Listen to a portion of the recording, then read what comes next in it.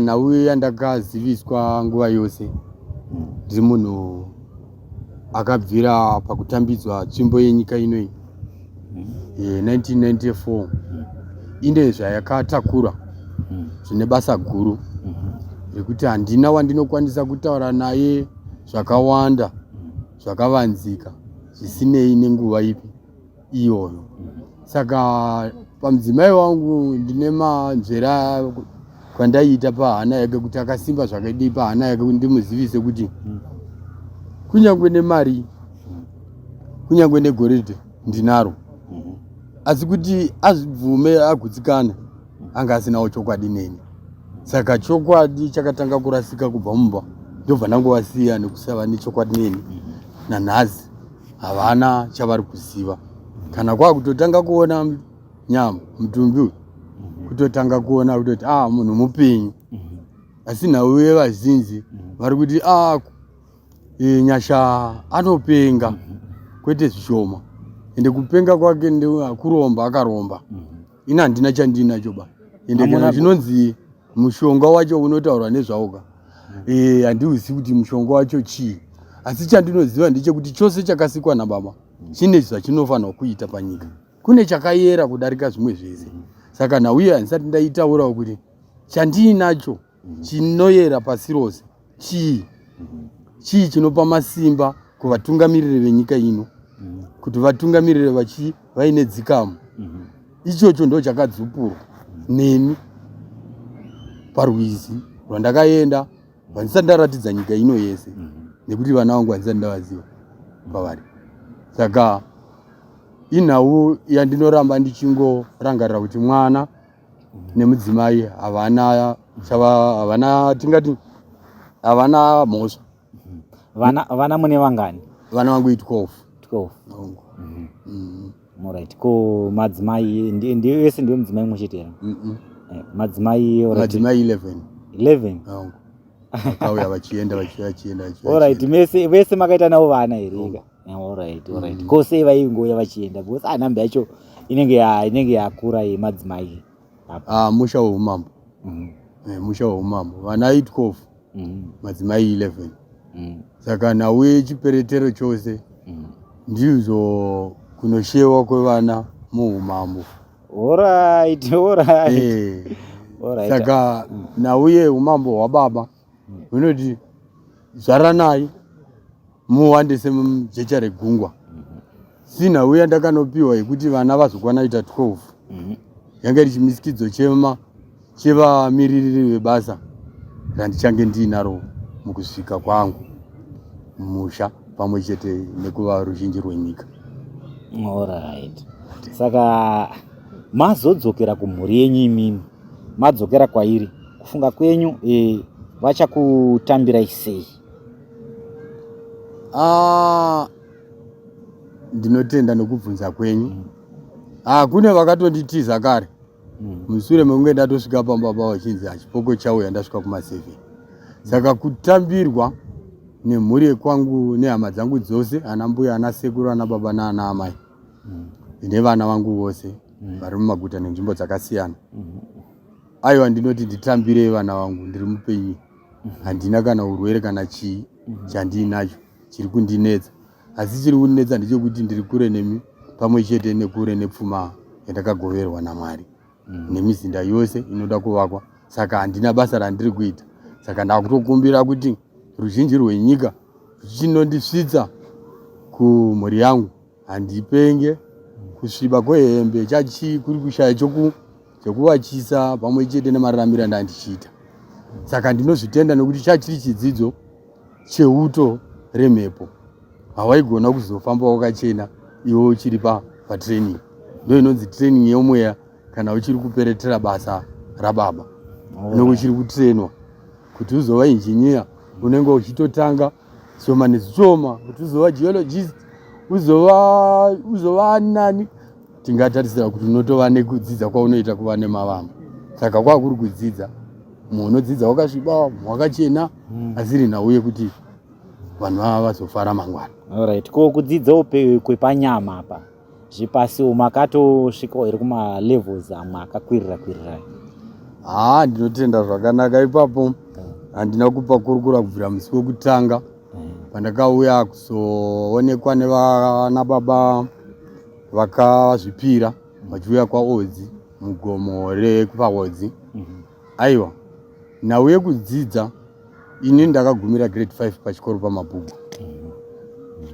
Ndabva kuGokwe kunonzi kuMachichiri ndokwandakagumira kwandanga ndichipinda grade 2. Saka grade 3 negrade 4 handina kupinda. Yanga iri nzira yekuti chikoro chacho musoro manje chachakawanda. Ndingangotarisa bhodhi ndotova nemaanza ndotofila zvese. Saka science and technology pamwe geography zvese zvimwe zvese zvizhinji ndakanobuda ndine 12 A's asi ndagumira grade 5. 12 A's ibagumira grade 5. Makabuda ne 12 A's pa advanced level, ordinary level or pacho? Advanced. Ndakanodzidza ndiri kuchikoro kuGlenora A ndiri paSpaceman ndichiita chikoro chapinda in night schools kuma 90 yanga 97. Alright. Saka ibasa randakasimudzirwa nekusimudzirwa zivo nevandaibata navo anova secretary director kuDeuta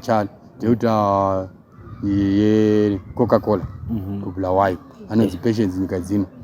Yakabuda ne8 A's ari paDeura hai indichibuda ne12 A's. Saka inhauya ndinofara nekusimudzira. Saka basa rechikoro ibasa rakandisvitsa kuti ndive geologist, ndive engineer, ndive ndingati ane basa rekuvaka dzimba dzepasi pemvura, national housing, kupazwa kwemakomo nekuvandudzwa kwemadhemu asingazonyure vanhu, asingaparadze vanhu kuchinzi kune rufu kwaNhingi.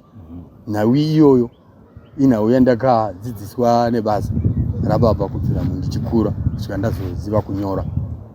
Asi nguva zhinji yekunyora ndasingatonyanyi kunyora ndaingonoanza. Ndo bedzi chandinonzwisisa kusvika nhasi. Alright. Tine zvimwe zvatingave tatasiya here apa? Nhau yandoda kusiya kwamuri ndinotenda zvikuru mubasa rose ramauya kuti munzwe nhau yenyika ino sei tiri kutambura. Nhau ihombe tingaita tichibaya nepadumbu. Nhau hombe ndeyekuti vana venyika ngative muchimwe chete, tisanamata tiri mazvake. Tinofanira kuita sei manje?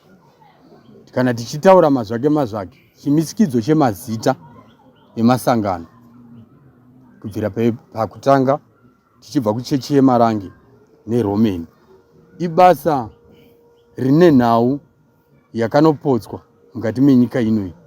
Zvinzi muRomeni hamuna profesa, hanzi iri kwaMarange.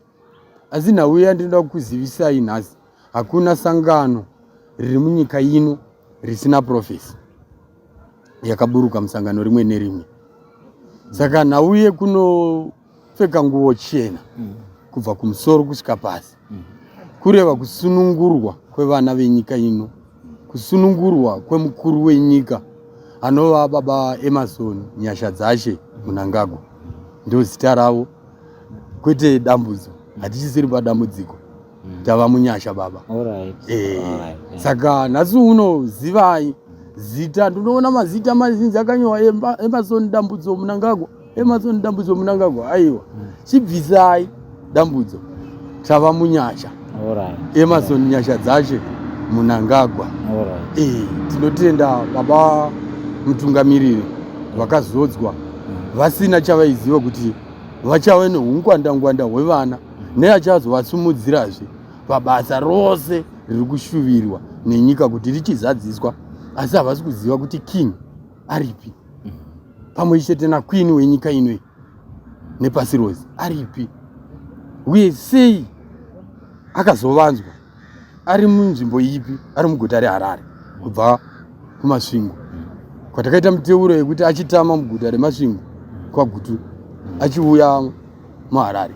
Saka nhau yaQueen wenyika ino kuti zvinhu zvichitwasanuka, ruvako rwenyika ruchionekwa, muchechetero weraramo uonekwe kubva kuvatungamiriri venyika nemajenerali vose nevatevedzeri nevari kusvika neari pasi nevari kunharaunda dzose dzemadzimambo vanokudza mbiri yaShe. Nyasha dzamatiri nekusingaperi kubva mukuronga kwose kwatiri kuita nevana vesangano renyika rechitenderano chitsva kuti tichisangana muRufaro Stadium. Ndo mandichatangira basa tichinoratidza kuti nyika ino ine zvinoyera. Takuenda mudenga kune kwangotambira mudenga, ndakapfeka kushonga kwandichange ndiri. Ndo paunobva pane mhinduro yekunzi Air Marshal Nyasha dzaShe Chikomichi Commander. Mwaka upiwo pazvichaitika? Sokuya kwandaita mababa handichatofariwo kugara mukati mesango, asi nhau yemasvikiro kumba kana kuti ndinoona mhuri ndiri pandinotangira kuti ndiwane mhuri yangu. Handina chokubata, handina chokupfeka kunze kwei zvandakapiwa nemhuri yekwamutasa, kwamambo Mutasa. Ndinotenda zvikuru neruoko rwavo, asi kungobva ipapa hapana chimwe chiri kunze kwechandakapfeka. Saka idambudziko kuti ndigone ndisunungure nyika ini pachangu, chekudya chokupfeka chacho zviri zvinhu zviri kurema mukati meupenyu hwangu. Nekuti ndakapatsanura kunzi uchasvika usina chauinacho, uchasvika vazhinji vakakutorera pane chimwe chikamu. Asi ndinotenda nekunditambira kwavaita vana Mkomati pamwe chete neSonata TV nemimi nhasi Mauya. Aiwa, tinotenda kuratidza kuti kumberi tichasangana nevamwe tichivaratidza zvizhinji zvebasa renyika ino zviri paropa nenyama kuti zvichigadziriswa nyika yedu tichirarama zvakakwana. Madzibaba, pane imwe nhau yandada kunzwisisa zvakare. Imimi samadzibaba mune sangano here revatendi ramunodai kutungamira? Ndinotenda nemubvunzo wenyu wakanaka. Vana ndinokukwazisai mose vana veZimbabwe kuti muzive nhau yesangano guru renyika yeino nepasi rose, chitenderano chitsva chevapostori kubatanidza masangano ose is a international headquarters yedu kumasvingo kwaGutu kwaMupandawana pagomo reMatuku. Patichaparadza gomo iroro tichionesa vana venyika zviri pasi pegomo iroro kuti sei pakazova nechivako chesangano. No measurement yekutanga. Yechipiri toenda kuMarch Central kucommand center padhuze negomo rinonzi Shamva Gold Mine kwaBushu, kwamambo Bushu.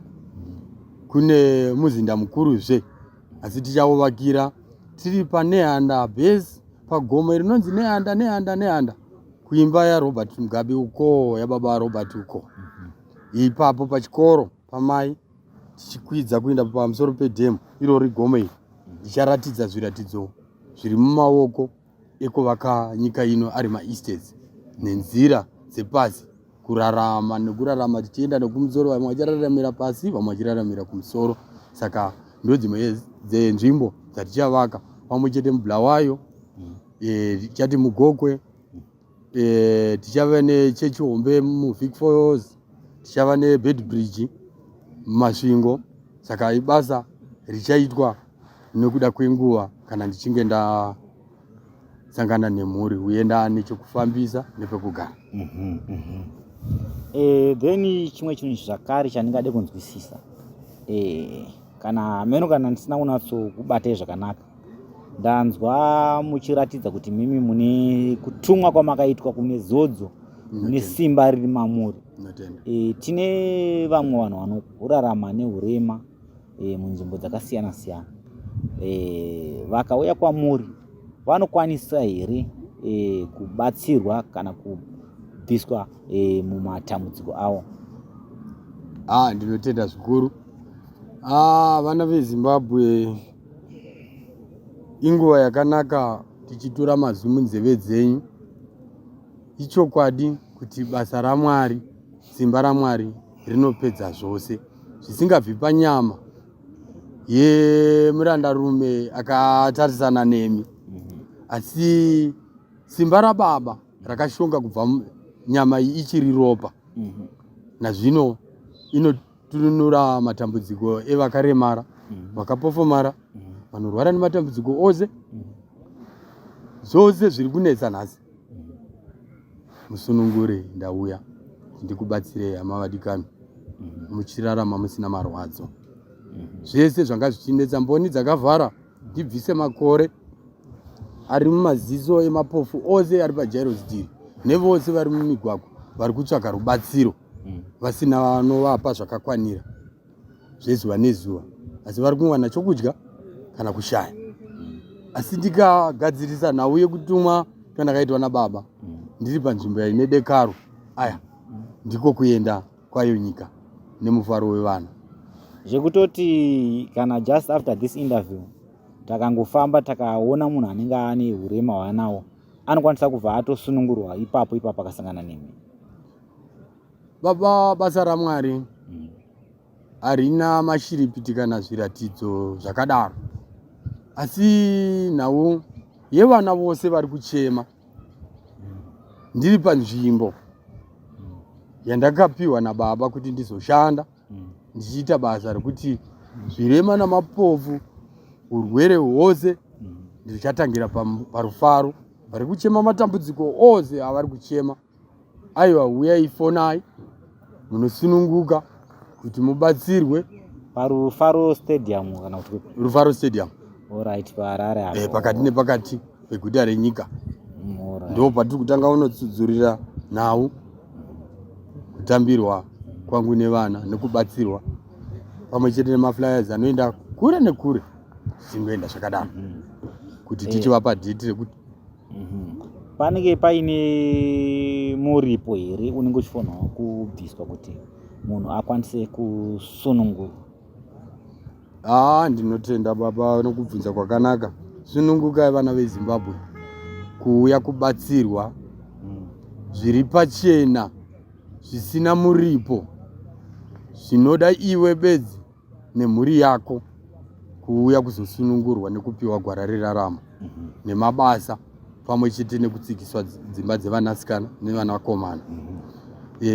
Tine mamwe matambudziko anouya kuzotsanangurwa kana wasvika padare, awauya nawo achinopamidzirwa. Saka nhau iri pakuri, uyai makasununguka, hapana muripo. Alright, aiwa, zvinokudzwa. Tinotenda ipapo.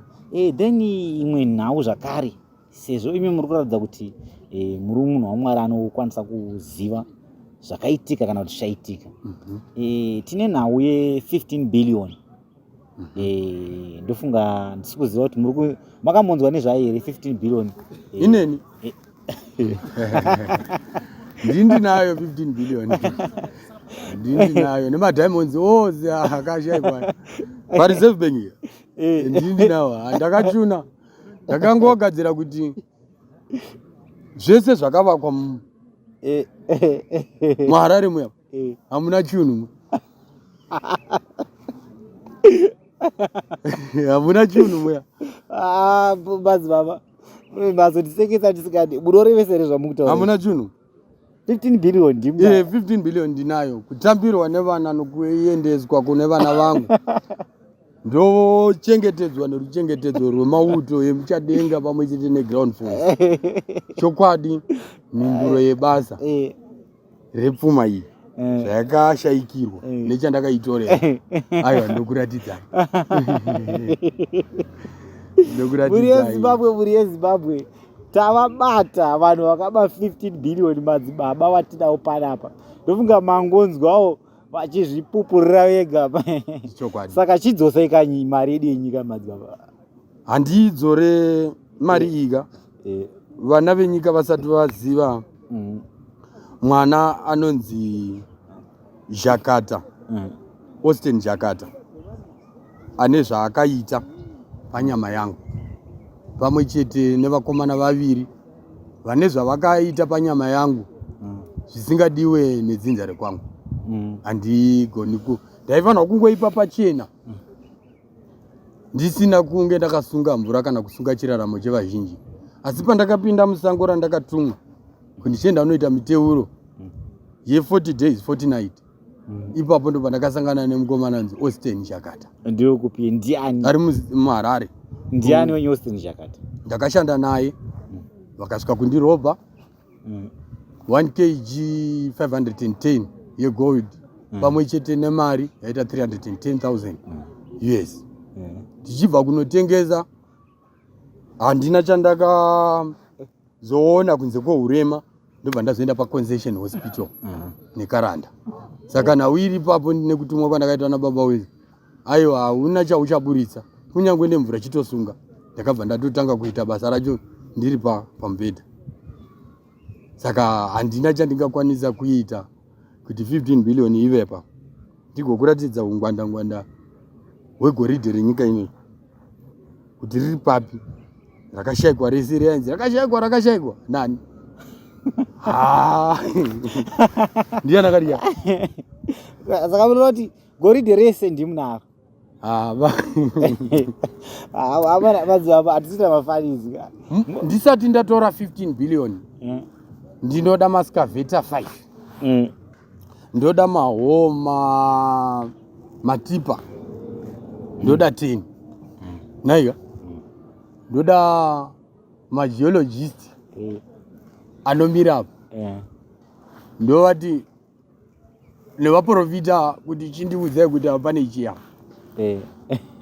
Asi nawo haisisiri yekutenderera, ndeyekuti ndakuda kubatsira vana venyika ndine zvinhu zvekushandisa, nditore unaku hwenyika ino ndipe mugove wevana vababa vangu vararame upenyu hwakafanana, nekuti nhau yekuburitsa pairi hakunditorere kana 5 seconds, hakunditorere kana hour, asi nhau ndeyekuti panyama yakagara izvi ikambunyikidzwa zvizhinji zvinotowedzerwa kusungwa futi, nekuti basa racho ndipo pamuzinda. Saka nhau ye15 billion iripo vana veZimbabwe ndinayo, asi kwandakaisiya kwacho ndipo parefu. Vakuda kuti ndidzokere mune vamwe toita nhau yeparufaro, ndiri parufaro ipapo vachengetedzi venyika vochindiperekedza kuenda pandinoenda, basa rababa richiitwa.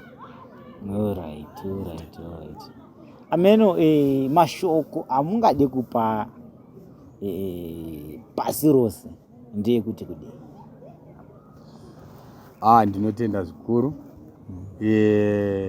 Aiwa, ndinofara nokuuya kwenyu mukoma. Ndinofara kuuya kwaita mukoma T kuvapo panguva ino, inguva yakanaka zvikuru munyika ino yeZimbabwe nepasi rose, kuti tichiziva kuti queen wenyika ino naking wenyika ino iyi anoita kuti nyika ino irarame upenyu hwakaenzana. Hapasisina zvimwe zvokutsvaga kana kuzonotaura pamaredhiyo kuti tiri kutsvaga zvakaza tsaona tini ndakamizikidza kuti asinganzwe baba ngaasangane nezvaasangana nazvo. Saka nauye tsaona itsaona yakauya iri pangotsvuku. Saka chimisikidzo chedare hachisi mumaoko endaingoisa ndaingopa chete nauye endai munoita basa. Saka vana vose pasi rose ndinokutendai nekunamata kwakanaka, ndinokutendai nekubatana kwose kwatakaita. Ndauya kuti tiparadze hondo, tiparadze mhirishonga mukati memisha, ndauya kuti tiparadze kufamba kwevanasikana kunonyadzisa kuvakuru vedu, ndauya kuti ndizorodze zvinorwadza mukati memwoyo yana baba vedu nana amai nevatungamiriri venyika. Ndinorwadziwa kwazvo ndiri mukati mesango ndichiona manyuzipepa, ndichiona zvakasiyana siyana, asi iri nhau iri pakati penyama yangu sekutumwa kwandakaitwa nababa. Ndibatsirei vana vose venyika nemakambani ose enyika ino nevari mhiri yemakungwa kuti tichiita chimwe chete. Ndine ndinonotangira kuti nhau yese yanga ichinetsa munyika ino ichisununguka nepasi rose. Saka vana veZimbabwe ndauya nemazuva angu ekutonhodza matambudziko pasi pezuva nemadhimoni ari kuitika ese mukati memachechi. Aiwa, ndo nguva yekupera kwazvo. Saka kukumbira kubatsirwa nekutambirwa nemauto enyika, mauto esoja rababa vangu reMinamato rakatiperekedza kuti tisvike nhasi.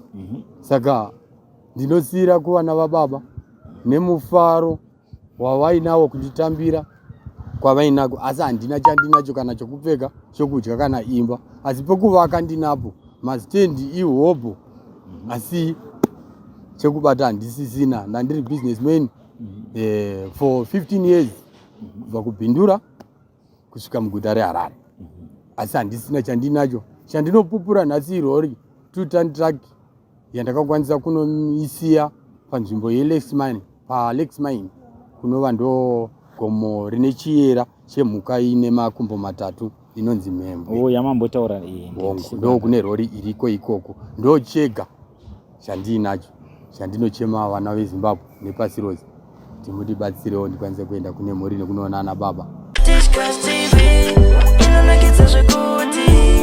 Kana wasa like pa FB, wa subscribe